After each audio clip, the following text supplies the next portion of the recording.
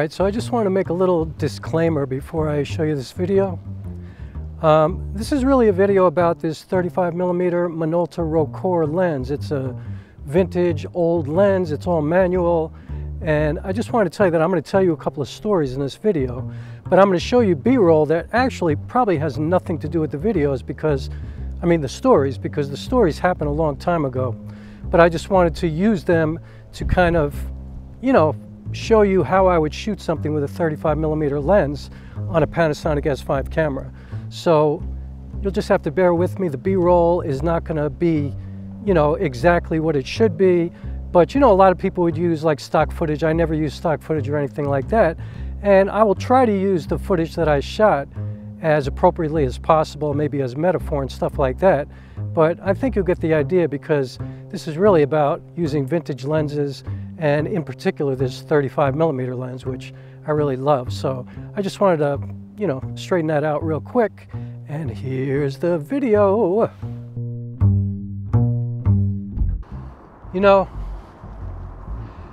Some people look at lenses like very technically, like if you're a real estate agent, if you're a real estate photographer, you need a wide angle lens so you can show everything, right?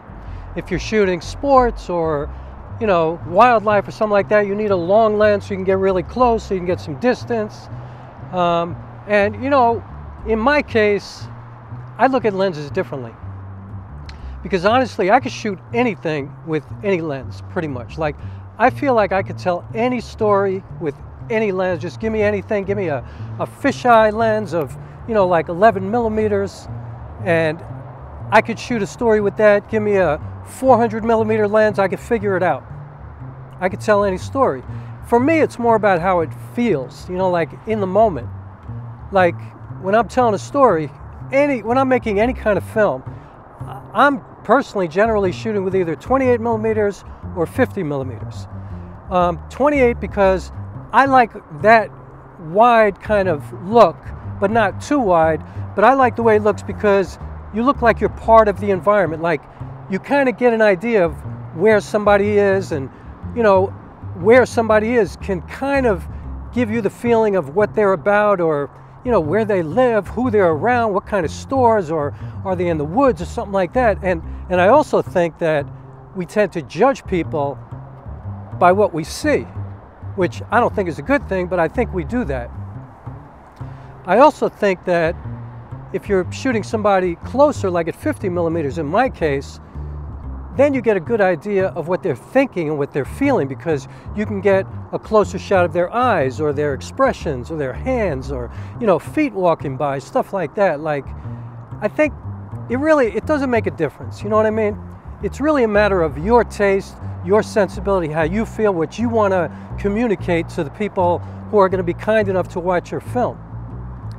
Now, why do I say all this? I say it because I recently found a 35mm f2.8 Minolta Rokkor lens on eBay to go with my 28mm and my 50mm Minolta lenses. And I've been looking for a 35 for a while because I like the way 35mm looks too. The only thing is that this lens was a mess when I got it. It was broken, the diaphragm was screwed up, there was oil in it. It was a mess.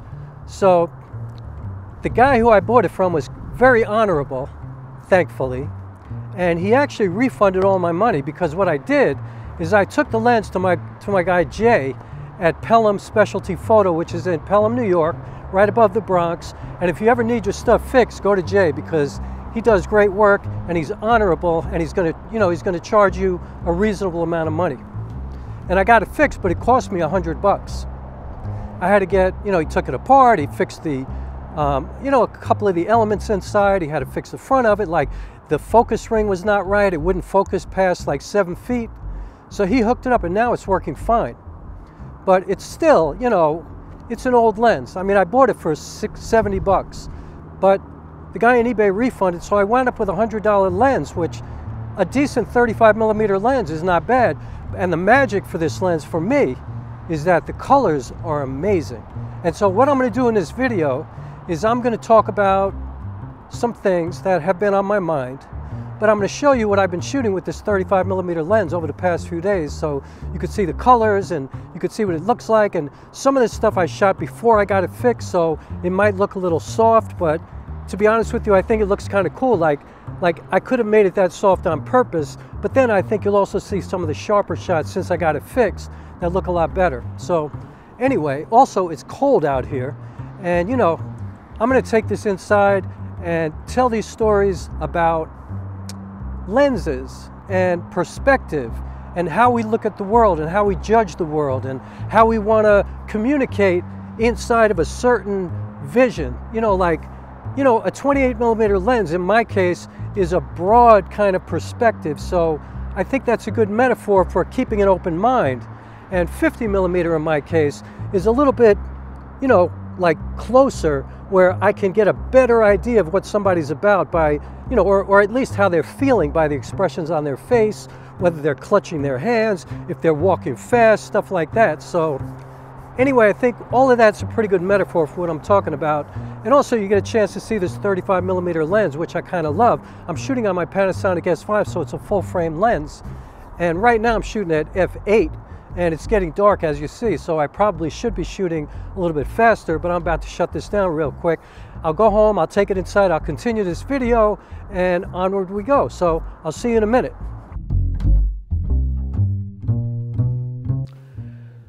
All right, so I looked at what I did outside, pretty clear. We're working with the 35mm Rokkor Minolta lens. It's all manual. I didn't mention that outside. It's manual focus, manual aperture, not electronically connected to the camera in any way. I love that. I also work with anamorphic lenses, same thing, all manual. I love that. I don't really deal with autofocus, but not that there's anything wrong with autofocus. I mean, I think it's cool, especially if you're doing this kind of video, but I don't need it. You know what I mean? Like, I know how to manually focus myself from anywhere, so it's all good. So anyway, I wanted to move in here and share a couple of stories with you to tell you about my lens journey, which is a very spiritual journey for me, because I don't really choose lenses only for technical reasons, like, you know, what do I need to fit everything in this room in the frame, or do I just want a close-up? You know, do I want a 50 or an 85mm lens, or do I want a 28 or a 24 or even a 20 maybe to get everybody in the room together? Like, I don't choose that way only.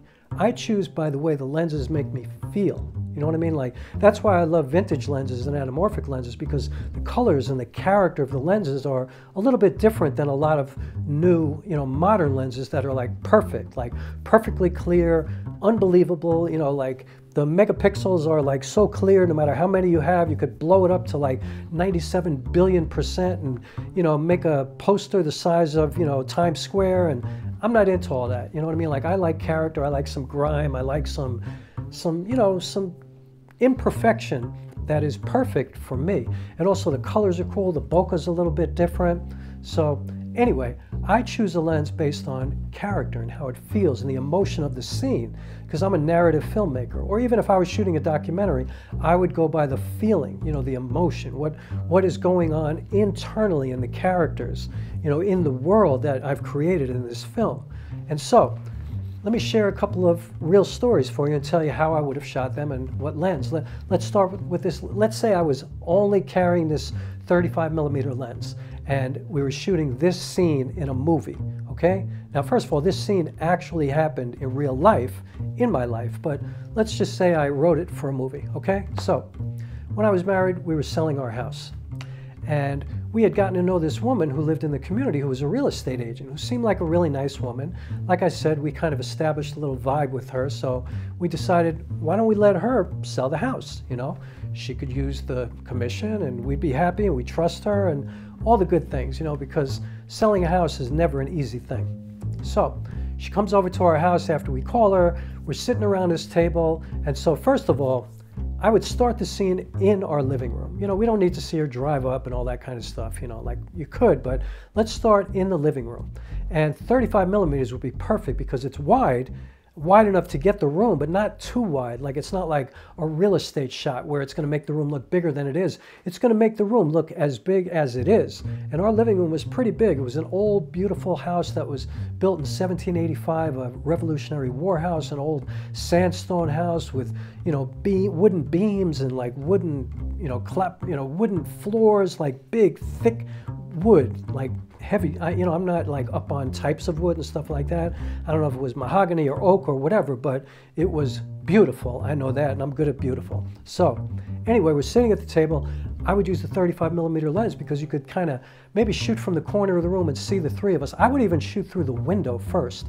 And you see the three of us sitting at the table, and obviously we're talking and smiling and laughing, and it's happy. And, you know, maybe I'll get some close-up shots of the papers on the table, the contracts, and the pens in our hands, you know, and maybe some shots of our feet shuffling around. And maybe you could see that she's a little nervous now, the real estate agent, because she just wants to get this deal done. Right? Because at the end of the day, she is a real estate agent, right? So anyway, then I would just shoot in the room. Now I'm shooting 35mm still. I don't have to change my lens. You could see the three of us at the table. We sign the contracts. Everybody's happy. Get up. Shoot us walking out of the house. Now remember, this story actually happened. So we're walking down this walkway. I'd say this walkway is about 50 to 80 feet from the house. You walk down this hill to the driveway, and the driveway is about 100 yards. It's about the length of a football field from our house to the main road to leave our property. So we're walking down the walkway, the stone walkway. You got to be a little careful, you know, because it's old, and we try to maintain everything from the 1700s when this house was built. So that 35mm, I would get a shot of the three of us from far away walking out of the house. Then I would get shots closer up with the 35 where you could always see all three of us, and, you know, maybe catch our faces as we're walking by, each individual face or our three faces together. That would look kind of cool too. So anyway, what happens is the agent, and again, real life, the agent says, I think I'm going to do the first open house on Tuesday. Is that okay with you guys? And my wife says to her, can't do it on Tuesday night. She's like, why? And she says, it's Yom Kippur. And the agent goes, I thought you were Irish, you're Jewish. She goes, no, Rock is Jewish. And she, like, the woman was floored. Right there, I got to get a shot over my shoulder of her face, like the way she looked at me. And she goes, you're Jewish? I was like, yeah. Then you got to get a shot of my face too, because I'm kind of like perplexed, like, what's the big deal?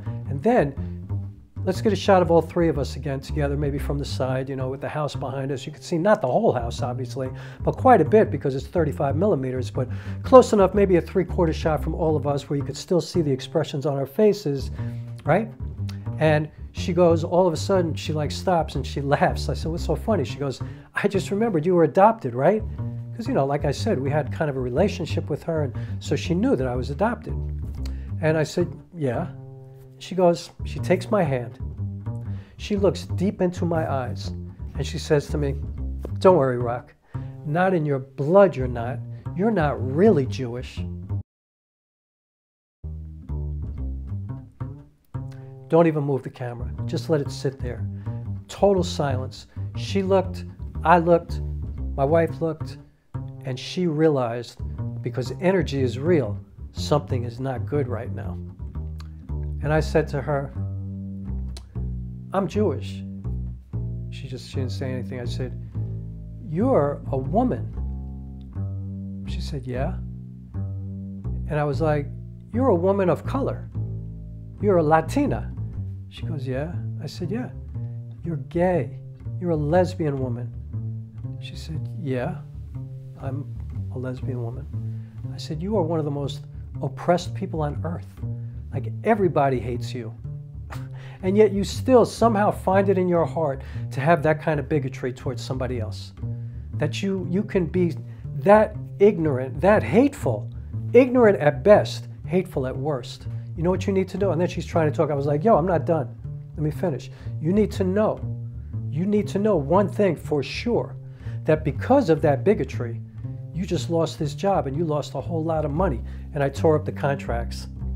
That would be a great shot, the three of us standing there, and you could see me maybe get a close-up of my hands ripping up the contracts in front of her, and then I just threw it up in the air, which was stupid because then I had to clean it up because I'm not about to litter on my own property.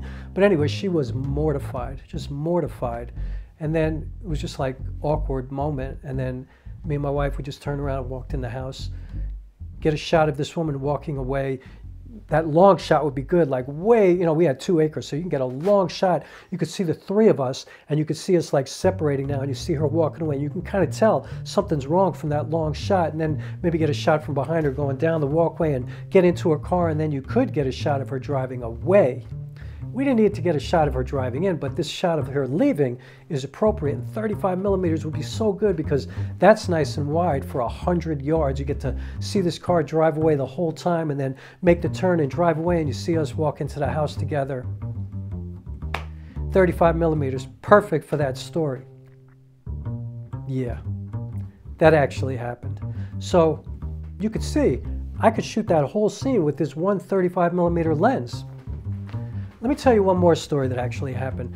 This one I would shoot more with a 50 millimeter lens. And so, you know, as a matter of fact, let me take this 35 millimeter off, even though this video is kind of about it, and all the B-roll is still going to be from this 35 millimeter. But let me put my 50 millimeter Rokkor on so you see the difference, and tell you the second story from a 50 millimeter perspective, because I think this one needs to be more of a close-up, because that's the way I would shoot this scene. So I'll be right back.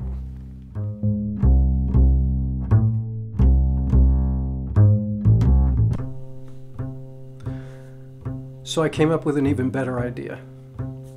What I did, instead of switching to the 50 millimeter lens, I put my 35 millimeter in APS-C mode. So this way you could see how APS-C mode still looks amazing on the Panasonic S5.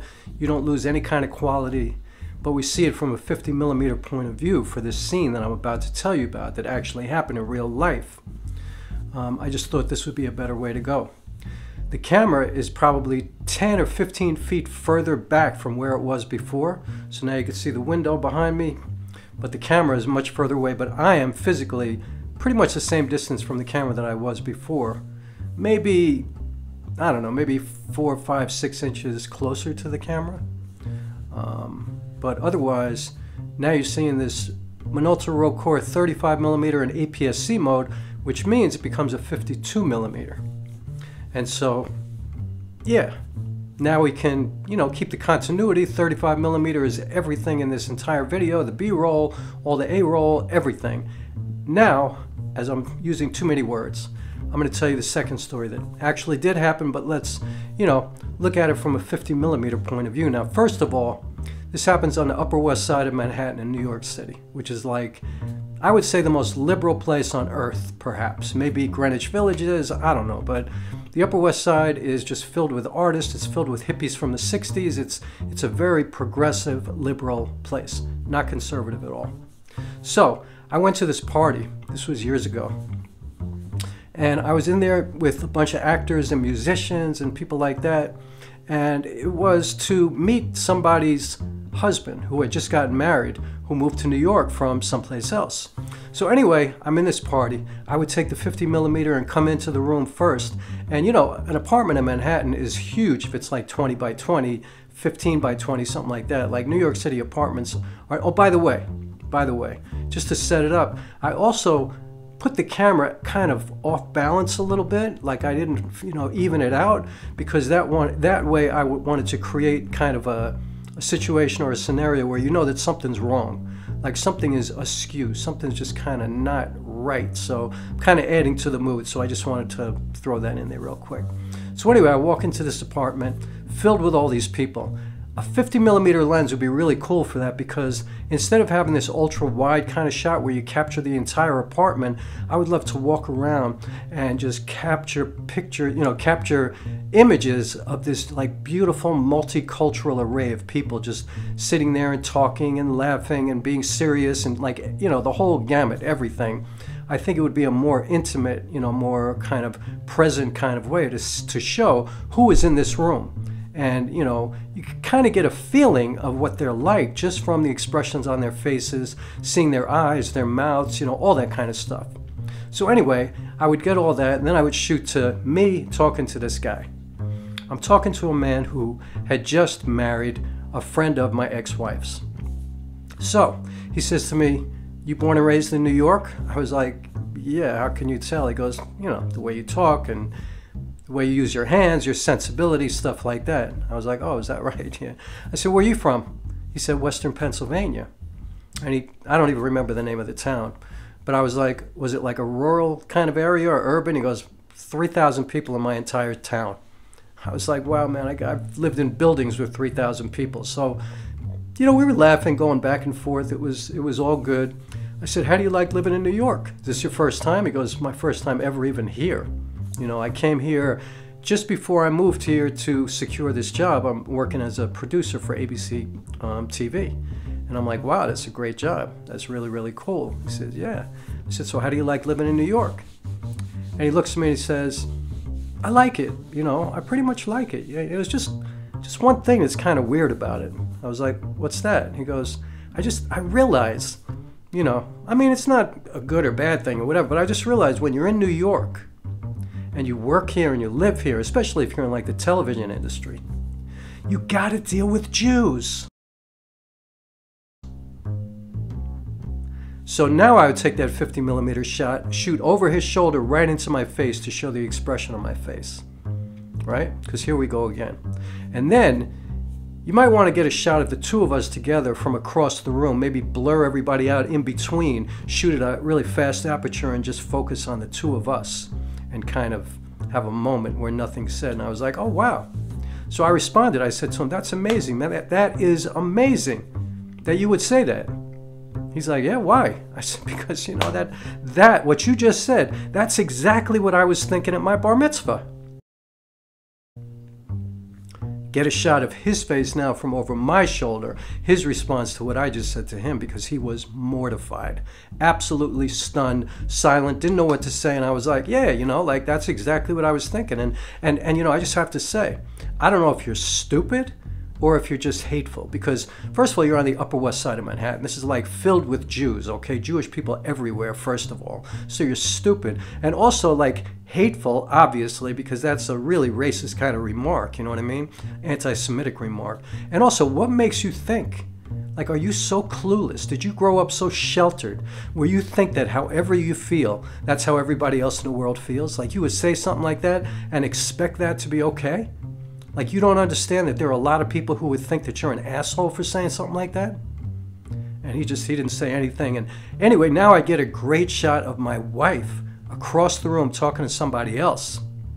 Blurred out in between, fast aperture, just focused on her, looking at me, knowing, oh my God, something's going on with the rock. So anyway, this would be a great way to shoot in 50mm. I mean, obviously 35 we can capture more of the room, but I think this would be like, you know, better to capture like the intimate details of what's going on in this intense conversation.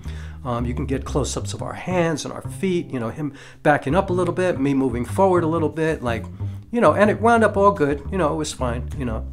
Just wound up leaving the party, but he knew after that was not kind of a cool thing to say, and hopefully he also kind of, you know, grew up a little bit and evolved, and after living in New York for a while realized that, you know, Jewish people and Catholic people and Protestant people and Muslims and everybody lives together in New York, and nobody really cares what you are or where you come from or whatever.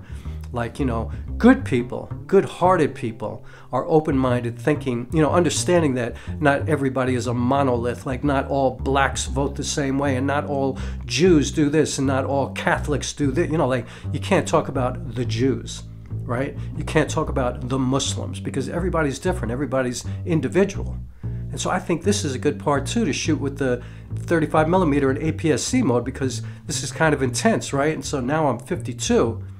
It's a little bit different. And I'm shooting with a fast aperture, so I'm really like, you know, everything around me is blurred out. You can't really tell what kind of environment I'm in, which is kind of cool, I think. So, yeah, that happened too, which is kind of crazy. So let's move to the last part of this video so I can end it.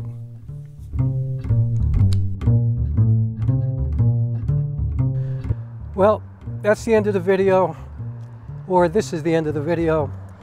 This Minolta 35mm f2.8 Rokkor lens. I love it so much. I love the colors. I love the flexibility of 35mm. I love the flexibility of 35mm on an APS-C camera or APS-C mode, so it become a 52mm. It's a great lens. So didn't start out so well. It was broken, it was messed up. Thank God the eBay guy was cool. So I wound up spending $100 on this lens, which was $30 more than what I bought it for on eBay, but I would say well worth the price after all is said and done. Also knowing for sure that it's in good shape because I took it to my guy Jay. Again, Specialty Photo in Pelham, New York.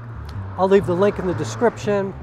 And as far as the rest of the stories in this video, I just, I don't want to get too political or anything like that, but I just want to say that, especially now in this time in our history, but honestly in any time, in my opinion, when you see any kind of injustice, when you see somebody being oppressed or whatever, I think you need to speak up, whether it's happening to you personally or it's happening to somebody else. And also, I think we really need to get to the point where, whether you're Jewish or Christian or Muslim or whatever you are, whether you're a man or a woman or trans, straight, gay, whatever, we should all welcome one another. We should be, just doing nothing but throwing love to one another and just appreciating everybody's existence as a human being, because at the end of the day, the way somebody, serves their religion, their God, the way they love, who they love, whatever, what does it really even have to do with you? It's got nothing to do with you.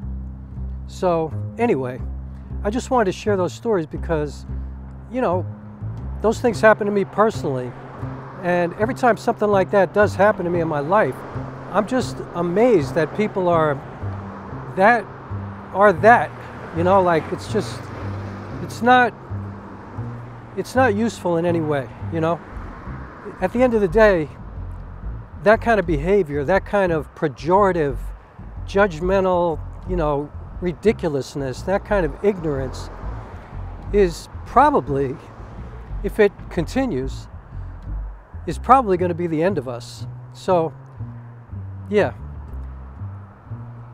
let's not do that. And thanks so much for watching, and please subscribe, please hit the like button, please check out my Patreon page, and all the good things like that. And thank you so much, I appreciate you all. And onward we go. And see you in the next video. Peace and love. And here's to a better world for all of us. All right. That's it.